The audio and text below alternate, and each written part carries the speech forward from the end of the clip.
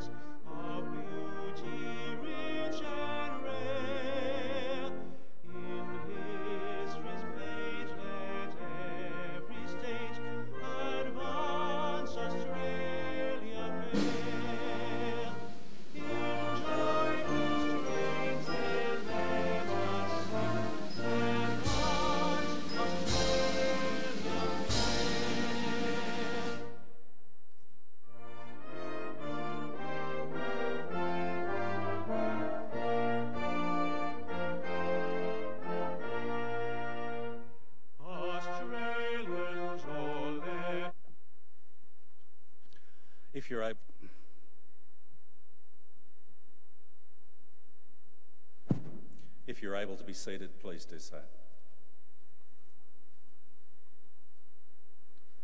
The Australian War Memorial was the vision of Charles Bean, Australia's first World War official historian. Bean landed with the Australian troops on Gallipoli and stayed with them at the front through to the end of the war. The idea of this national memorial and museum came to him at Pozières, France, in the depths of the bloody fighting of 1916. Bean's idea was that this would be a place where families and friends could mourn loved ones buried in faraway places. It would also be a place that could help all Australians understand what these men and women had endured and what they had done for us. Bean's vision, to which we remain true, is best expressed as inscribed in the entrance to the memorial's galleries. Here is their spirit in the heart of the land they loved, and here we guard the record which they themselves made. Tonight we'll read the story behind just one of those on the Roll of Honour, which lists the names of more than 102,000 men and women who have given their lives for us in war and operations over more than a century. But first we present a lament, Flowers of the Forest. Wreaths and floral tributes will now be laid at the base of the Pool of Reflection.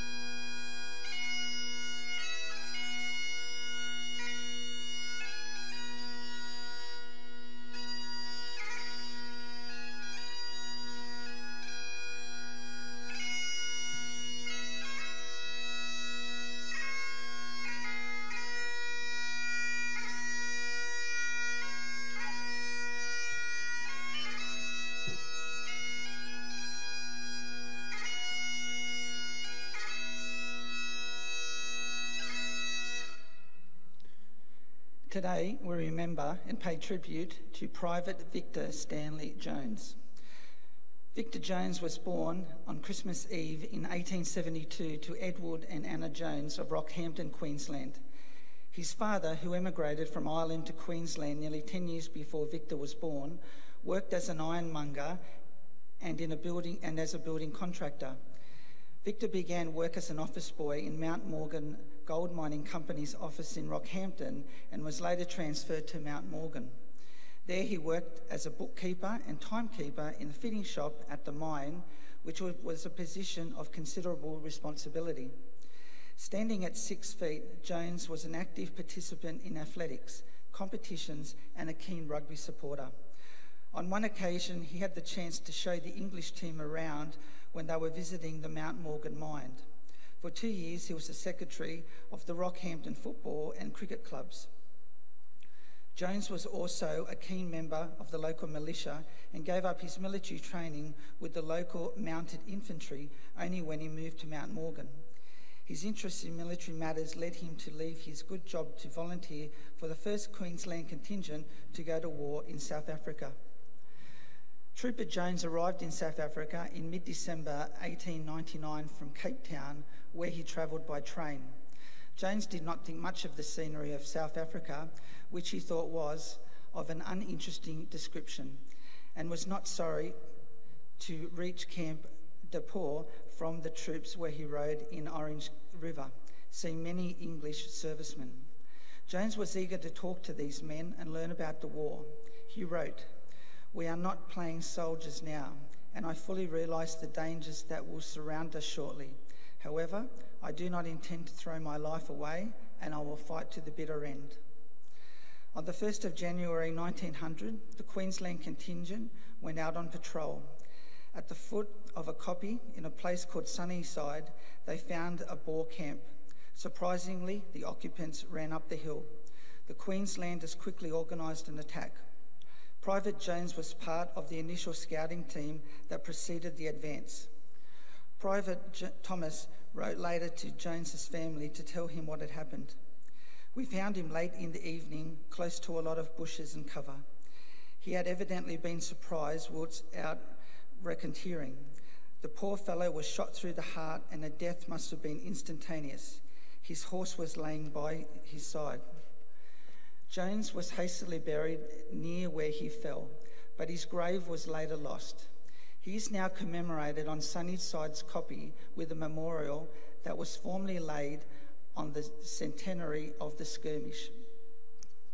Private Jones is believed to be the first man to have died in a battle in Australian military uniform. He was 28 years old. His name is listed on the Roll of Honour on my right, among 605 Australians who lost their lives in the Boer War. His photo is displayed beside the pool of reflection. This is but one of many stories of service and sacrifice told here at the Australian War Memorial. We now remember Private Stanley Jones, who gave his life for us, for our freedoms, and in the hope of a better world.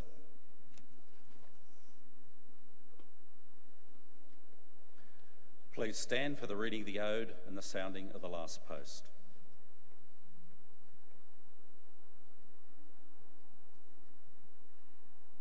They shall not grow old, as we that are left grow old. Age shall not weary them, nor the years condemn. At the going down of the sun, and in the morning, we will remember them. We will remember them.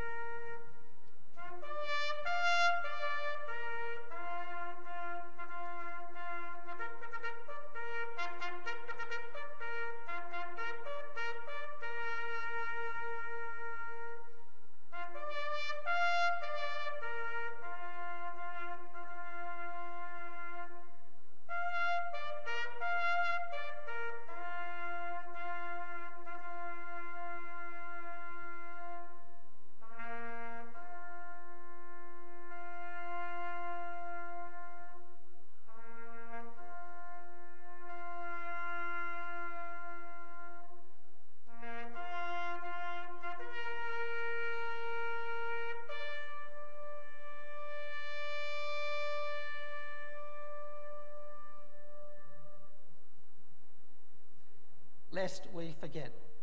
Lest we forget.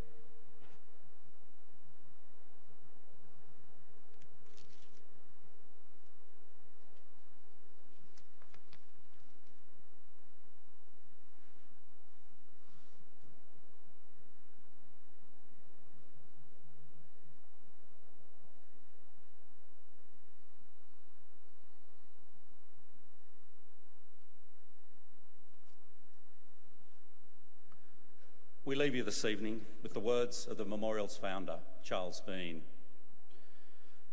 Many a man lying out there at Poziere or in the low scrub at Gallipoli, with his poor, tired senses barely working through the fever of his brain, has thought in his last moments, well, it's over. But in Australia, they will be proud of this. Ladies and gentlemen, girls and boys, that concludes this evening's last post ceremony. We thank you for visiting the Australian War Memorial and wish you all a very good evening. Thank you.